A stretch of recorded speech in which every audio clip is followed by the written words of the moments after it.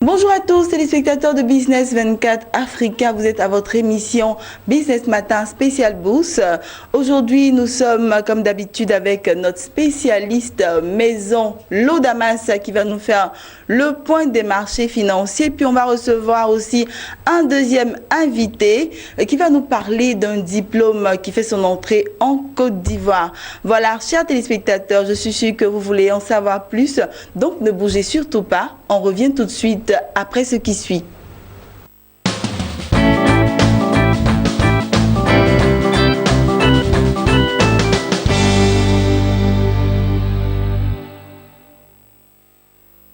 Voilà, nous sommes de retour sur ce plateau. Comme je vous le disais, Lodamas est avec nous. Il est notre spécialiste des marchés financiers. Et c'est avec lui que nous allons faire le point des marchés financiers concernant la Bourse régionale des valeurs mobilières BRVM. Bonjour Lodamas. Bonjour Marie-Josée. Merci d'être encore sur notre plateau. Je vous en prie. Voilà, on va commencer tout de suite avec les indices principaux. Bien, au niveau des indices principaux, il faut noter que le BRVM10 est passé de 251,44 à 252,75 points, soit une hausse hebdomadaire de 0,52%. Le BRVM Composite est passé de 281,85 à 285,18 points, soit une progression hebdomadaire de 1,18%. Voilà, on attaque tout de suite avec les indices sectoriels. D'accord, donc au niveau des indices sectoriels, on notera que le BRVM Industrie a progressé de 0,03%, le BRVM Service Public s'est amélioré de 0,47%, le BRVM Finance a évolué de 3,08%, le BRVM Transport est resté stable à 1112,12 points, le BRVM Agriculture a baissé de 3,29%, le BRVM Distribution a évolué de 1,30% et le BRVM Haut Secteur a baissé de 0,37%. Voilà, Lodamas, on va s'intéresser aux grandes variations. On va parler de la plus forte hausse et de la plus forte chute. D'accord, la plus forte hausse a été notée sur la valeur BOA Burkina, qui a progressé de 24,21% en terminant à 198 740 francs CFA. Le titre BOA Sénégal a évolué de 16,31% en clôturant à 57 000 francs CFA. Et la valeur Vivo Énergie Côte d'Ivoire s'est améliorée de 13,32% en affichant une cotation de 2085 francs CFA. On poursuit avec les plus fortes baisses. Donc, la plus forte chute a été notée sur le titre Air Liquide Côte d'Ivoire, qui a baissé de 12% en affichant 8 800 francs CFA. Le titre SAPH Côte d'Ivoire a trébuché de 9,80% en brandissant une cotation de 11 500 francs CFA. Et la valeur Filtissac Côte d'Ivoire qui a chuté de 9% en terminant la semaine à 14 560 francs CFA. Alors, Lodamas, parlez-nous des valeurs à surveiller cette semaine. Alors, la première valeur à surveiller cette semaine est le titre BOA Burkina Faso. En termes de performance hebdomadaire, je rappelle que cette valeur est passée de 160 000 à 198 740 francs CFA, soit une progression hebdomadaire de 24,21%. Lorsque vous prenez pour repère la fin de l'année 2016, vous remarquez que BOA Burkina Faso brandit actuellement un taux de croissance de 42,47%. OK ? Ce qu'il faut retenir concernant ce titre, c'est que la société BOA Burkina Faso a rendu public ses états financiers 2016. Et ces documents financiers montrent que le résultat net de cette banque commerciale a progressé de 3,44% pour afficher actuellement une valeur de 12,44 milliards de francs CFA. Et le dividende net par action que ses dirigeants prévoient octroyer aux actionnaires de cette entreprise est évalué à 6 930 francs CFA contre une valeur de 6 692 francs CFA au titre de l'année 2015. Donc si vous remarquez bien, BOA Burkina Faso prévoit augmenter le niveau du dividende net par action.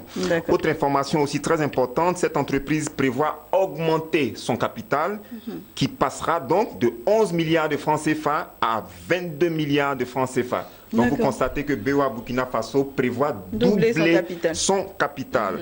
Autre information aussi, cette entreprise prévoit fractionner son titre. Donc très bientôt, la valeur BOA Burkina Faso sera pratiquement divisée par 10 et sera donc moins cher, encore une fois de plus, très accessible pour tous ceux qui sont, enfin tous ceux qui investissent au niveau de la BRVM. L'Assemblée générale de cette entreprise est prévue pour le 28 mars 2017 à Ouagadougou. Tous les actionnaires sont conviés. Oui, bien sûr, tous les actionnaires de cette entreprise sont donc conviés à cette rencontre très importante. Alors, actuellement, il y a vraiment une sorte d'effervescence sur ce titre. Beaucoup d'investisseurs sont captivés, sont vraiment intéressés par cette valeur qui a progressé, comme je le disais tout à l'heure, de plus de 42% depuis le début de cette année. Nous pensons que BOA Burkina est quand même trop monté, à notre avis. Et donc, nous encourageons les investisseurs à surveiller une zone stratégique, la zone des 50% de croissance.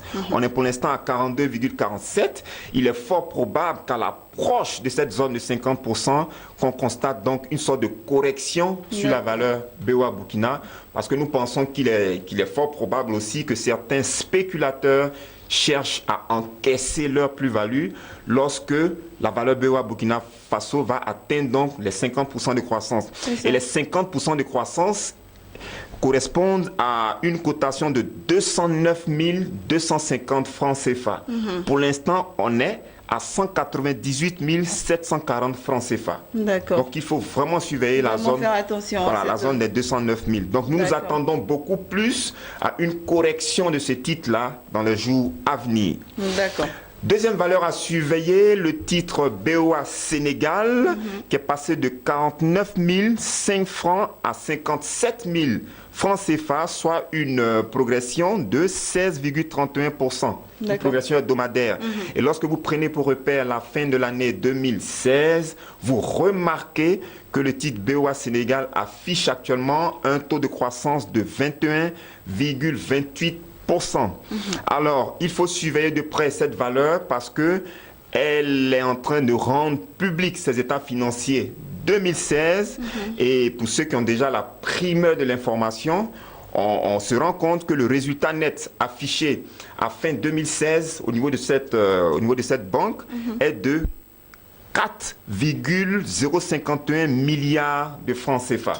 Et quand vous comparez ce bénéfice à celui qui a été réalisé à fin 2015, vous remarquez que le bénéfice donc affiché par BOA Sénégal au terme de l'exercice 2016 est en hausse de pratiquement 94%. Ce qui est extraordinaire. Franchement. Et au titre de l'exercice 2016, les dirigeants de BOA Sénégal prévoient distribuer un montant de 1000 francs CFA par action comme dividende net. Vous comprenez? Et quand vous comparez ce dividende à celui qui a été octroyé au titre de l'année 2015, vous remarquez qu'au niveau du dividende net par action, on constate donc une évolution de 33,33%. Ce qui est aussi très important. Bonne nouvelle. Une excellente nouvelle pour les investisseurs. Donc l'Assemblée générale ordinaire de BOA Sénégal est prévue pour le 30 mars 2017 à Dakar. Au cours de cette Assemblée générale, les dirigeants donc de cette entreprise vont défendre deux projets importants. Le premier projet, c'est un projet d'augmentation du capital de cette banque. Cette banque donc prévoit augmenter son capital jusqu'à hauteur de 24 milliards de francs CFA. Donc pour l'instant, le capital est à 12 milliards, mais les dirigeants de cette entreprise souhaitent doubler le capital pour le porter à 24 milliards. Deuxième projet qui sera défendu à cette Assemblée générale, c'est le projet de fractionnement de la valeur BOA Sénégal. Donc, il est fort probable que cette valeur boursière soit pratiquement divisée par 10 dans les jours à venir. Mais, au préalable, il est important que ce projet de fractionnement soit validé au préalable en Assemblée générale. Alors, le décor est planté. Nous pensons après analyse qu'il est fort probable qu'au cours de la semaine qui arrive, il est fort probable donc que ce titre-là progresse encore une fois de plus. D'accord? Et donc nous anticipons un mouvement de croissance sur la valeur BOA Sénégal et par conséquent, nous recommandons ce titre à l'achat. D'accord, c'est bien noté. L'Odamas, on va poursuivre avec les marchés à l'international. On va parler du pétrole Brent, WTI et de l'or. D'accord. Donc, au niveau international, l'or a terminé la semaine en affichant une cotation de 1199,65 $ l'once, soit une baisse de 2,12%. Le pétrole Brent a achevé sa course en affichant une cotation de 51,7 $ le baril, soit une baisse hebdomadaire de 6,59%. Et le pétrole WTI a achevé sa course en brandissant une cotation de 48,97 $ le baril, soit une chute hebdomadaire de 7,34%. D'accord, merci à vous, L'Odamas, d'être passé sur notre plateau. Merci. Voilà, on va vous dire au revoir. Merci. Voilà, et à très bientôt pour une autre émission. Merci, madame. Voilà, chers téléspectateurs, nous allons passer à présent à notre second invité. C'est Monsieur Zeyi Laurent qui va nous parler d'un nouveau diplôme qui a fait son entrée il y a quelques mois en Côte d'Ivoire. Voilà, vous aurez toutes les informations tout à l'heure avec Monsieur Laurent Zeyi. Voilà, à tout à l'heure.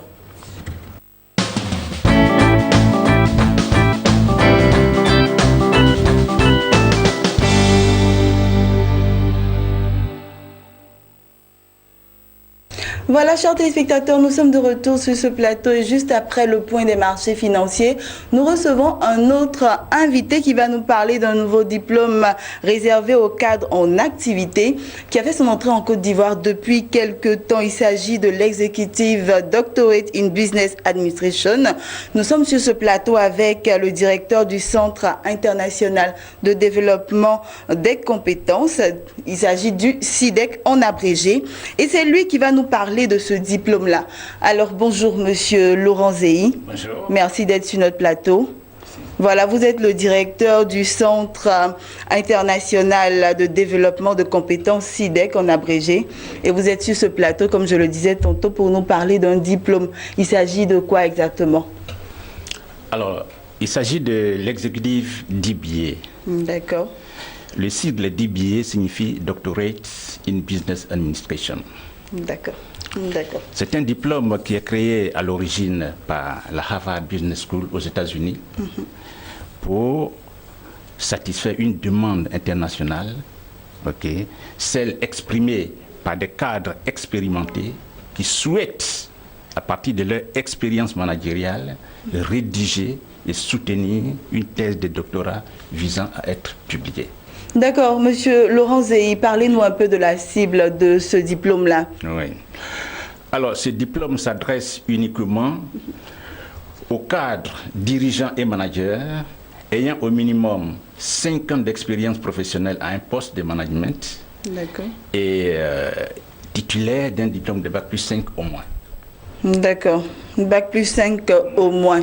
Donc, depuis que vous avez lancé ce diplôme-là, il y a 2 ans, n'est-ce pas? Oui, on l'a lancé en 2016. D'accord, en Côte d'Ivoire. Oui. Et quel est l'expérience la plus haute? Oui, nous avons des cadres dont l'expérience varie de 8 ans. C'est le minimum pour ceux qui sont dans la première promotion. D'accord. Et jusqu'à 33 ans. OK. Oui. Nous avons des gens qui ont plus de 30 ans d'expérience, qui souhaitent faire cette formation pour être plus tard des consultants internationaux. Tout à fait. Expliquez-nous, Monsieur Laurent Zeyi, pourquoi le choix de cette cible? Oui, parce qu'en fait, le DBA a été créé pour les cadres, comme je le disais tout à l'heure. C'est pour répondre à une demande internationale non satisfaite, celle exprimée par des cadres expérimentés qui souhaitent, à partir de leur expérience managériale, rédiger une thèse de doctorat tout en menant leur carrière en entreprise. D'accord. Voilà. Et comment cela va se passer? Comment la formation va se passer? Expliquez-nous un peu. Alors, la formation se déroule sous forme de séminaires. Et ces séminaires se passent généralement les week-ends. D'accord. De sorte que la formation reste compatible Tout à fait. Avec les activités des professionnels. Ok. Et donc, c'est comme ça. C'est comme ça que ça et se passe. En plus des séminaires qui se font en présentiel, il y a aussi le suivi personnalisé des doctorants. Et ce suivi est fait par des directeurs de thèse qui font partie du conseil scientifique de l'Académie des sciences du management de Paris. Ce sont des professeurs hautement qualifiés qui ont écrit plusieurs ouvrages, qui sont auteurs de plusieurs ouvrages, qui ont déjà une longue expérience dans l'encadrement des doctorants et qui sont des consultants pour la plupart dans des entreprises. Ce sont des professeurs agrégés en sciences de gestion, par exemple. J'ai lu un peu les documents vous concernant et j'ai vu que les professeurs seront de Paris, viendront de Paris pour enseigner les étudiants, ou ce sera des professeurs de la Côte d'Ivoire? Alors, les professeurs viennent principalement de Paris. Le conseil scientifique de l'ASM Paris est constitué par des professeurs qui ne sont pas seulement des professeurs français. Vous avez aussi des professeurs qui enseignent dans les universités américaines, par exemple à Boston, des professeurs qui enseignent par exemple à HEC Montréal, à l'université, disons, de Sherbrooke, par exemple, au Canada, des professeurs qui enseignent à Pékin, des professeurs qui enseignent en Italie, et des professeurs qui enseignent à HEC Paris. Donc, ce sont des professeurs qui viennent d'un peu partout, qui se regroupent au sein du conseil scientifique. Et en fonction de la spécialité de chaque enseignant, il peut diriger donc une thèse d'un doctorant. D'accord. Et toute la formation se passe sur place, n'est-ce pas? Ou bien... Alors la formation se déroule, nous avons signé la convention des partenariats avec l'ASM Paris, à Paris même en 2015, en septembre 2015 précisément. Et la formation a démarré ici l'année dernière en 2016. Les séminaires se déroulent sur place, à Abidjan. Les professeurs viennent de Paris. Alors on s'est arrangé pour que dans le corps professoral qui anime cette formation, il y ait quand même un Ivoirien, professeur ivoirien expérimenté. Nous avons donc un Ivoirien qui a 30 ans d'expérience, professeur agrégé, qui va donc faire partie de ce conseil scientifique de l'ASM Paris. Et qui encadre les doctorants d'Abidjan. D'accord, c'est bien compris, Monsieur Laurent Zéhi. Et je prends un cas pratique. Je suis cadre de ce pays et j'ai 5 ans et plus d'expérience. Je veux vraiment suivre, avoir ce diplôme-là. Qu'est-ce que ce diplôme-là va m'apporter? Je veux parler de l'avantage de ce diplôme. Alors, vous avez des types de motivation. Il y a une motivation qui est personnelle. Ce diplôme vous permet de vous différencier sur le marché du travail par rapport au bac plus 5 qu'on retrouve partout aujourd'hui. Et ça, c'est de 1. De 2, l'exécutif du billet permet aux cadres de prendre de la hauteur et de favoriser les perspectives de carrière professionnelle. Et ça leur permet, par exemple, d'entrer dans des grands groupes qui, aujourd'hui, recherchent des cadres qui ont eux-mêmes fait de la recherche, qui ont, par exemple, le doctorat, le PhD. D'ailleurs, l'exécutif du billet est équivalent au PhD selon le Conseil, comme on appelle, national de l'éducation aux États-Unis, sur le plan de la rigueur, de l'effort et de la contribution à la connaissance. Mais il se démarque par son ancrage au monde des affaires et l'orientation managériale de la thèse qui doit être pragmatique, qui doit permettre aux doctorants d'apporter des réponses concrètes aux préoccupations des entreprises. D'accord. Quand on entend tout ce que vous dites, ça donne vraiment envie de bénéficier de ce diplôme-là. Voilà, vous avez dit que les cours seront faits de manière à permettre aux cadres de pouvoir suivre ces cours-là pour obtenir ce diplôme. Et c'est quoi les week-ends, que ça va se passer les soirs? Comment ça va se passer exactement? Alors, ça ne se passe pas les soirs. Les professeurs viennent de Paris généralement en début de week-end. Et les formations se déroulent, les séminaires se déroulent les week-ends. D'accord. OK. Alors, les formations sont quand même espacées, les séminaires sont espacés sur l'année, mais entre les séminaires, il y a des regroupements avec un professeur encadreur qui est en Côte d'Ivoire. Sur place. Oui. Et donc ça, c'est, disons, un suivi qui se fait en groupe. Et chaque doctorant aussi a un directeur de thèse qui est à Paris et qui le suit en ligne. D'accord. Voilà. D'accord. À la fin de la formation, le doctorant, lorsqu'il finit de rédiger sa thèse et qu'il a l'accord de son directeur de thèse, il se rend à Paris pour soutenir devant un jury constitué par l'Académie des sciences de management de Paris. D'accord, c'est bien compris. On voit que la formation et le suivi est très bien rigoureux. Ok, c'est bien compris. Ce qu'il faut préciser, c'est que Dites-nous. alors, l'effectif maximum par promotion, c'est 15 personnes. Pas plus. Pas plus. D'accord. Pas 15 personnes. 15 personnes. D'accord, Pour la rigueur, pour le suivi, pour la qualité de la formation. Tout à fait. 15 personnes. Okay. Chaque année, donc, c'est 15 personnes.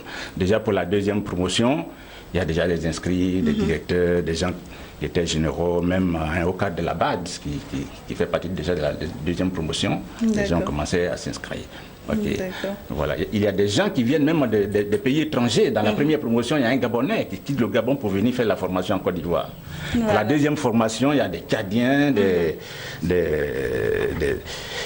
Burkinabés, des Maliens aussi qui m'ont contacté, qui se manifestent, qui vont donc s'inscrire pour la deuxième promotion. Et cette deuxième promotion va commencer, la formation à proprement parler va commencer en mi-avril. Mi-avril, le début des cours. Le 14 avril, le début des cours, voilà. D'accord, Monsieur Théi, vous allez vous adresser aux téléspectateurs et aux différents cadres qui souhaiteraient vraiment participer à ces cours là et recevoir ce précieux diplôme. Et vous allez les inviter à prendre part à vos différents cours. Alors, je dirais que l'exécutif du billet constitue une réelle opportunité pour des cadres qui ont fait, par exemple, un diplôme de Bac plus 5, comme des diplômés de l'INP, l'INSET, comme moi-même, je suis diplômé de l'ESCA, de continuer leurs études et faire un doctorat. Mais un doctorat qui s'appuie sur leur expérience professionnelle, qui est plus pragmatique et qui leur permet de résoudre des problèmes concrets qui se posent à leur entreprise. C'est en cela que les entreprises aussi ont intérêt à soutenir financièrement leur cadre à bon potentiel, voire à haut potentiel, de faire cette formation qui leur permettra de résoudre des problèmes complexes qui se posent à elles. Vous savez, la formation s'étend sur 2 ans. Vous avez 6 mois de recherche documentaire, suivi d'1 an de recherche, d'une année de recherche empirique, vous voyez, qui se fait sur le terrain. D'accord. Avec des entretiens, et ça permet de résoudre les problèmes des entreprises, certains problèmes qui se posent aux entreprises. Par exemple, je prends le cas d'un problème qui se pose à certaines entreprises en Côte d'Ivoire. Nous avons besoin aujourd'hui de conquérir des marchés étrangers. Mais pour aller à la conquête des marchés étrangers, il faut pouvoir analyser ces marchés, étudier ces marchés, faire des recherches. D'abord, au niveau, par exemple, de la chaîne des coûts de logistique, au niveau des conditions d'accès à ces marchés, au niveau, par exemple, des attentes de la clientèle sur ces marchés et même de la concurrence sur ces marchés. Comment être compétitif à l'export. Aujourd'hui, beaucoup d'entreprises ivoiriennes n'exportent pas encore. Les entreprises ivoiriennes ne sont pas assez présentes sur les marchés étrangers. Et ça, c'est un défi à relever. Tout à fait. Merci beaucoup, Monsieur Laurent Zéhi. Monsieur Laurent Zéhi, je vous le rappelle, est le directeur du Centre international de développement de compétences, en abrégé CIDEC. Voilà, il était sur ce plateau pour nous parler de l'exécutive Doctorate in Business Administration. Merci d'être passé sur notre plateau. Et je vous dis à très bientôt pour une autre émission, pourquoi pas. Merci. Voilà. Chers téléspectateurs, c'est ici que nous refermons cette émission. Voilà, Business Matin, spécial bourse. Nous recevons, comme je vous le disais, M. Laurent Zéhi qui nous a parlé de ce diplôme-là. Je vous donne rendez-vous une prochaine fois pour une autre émission de Business Matin, spécial bourse.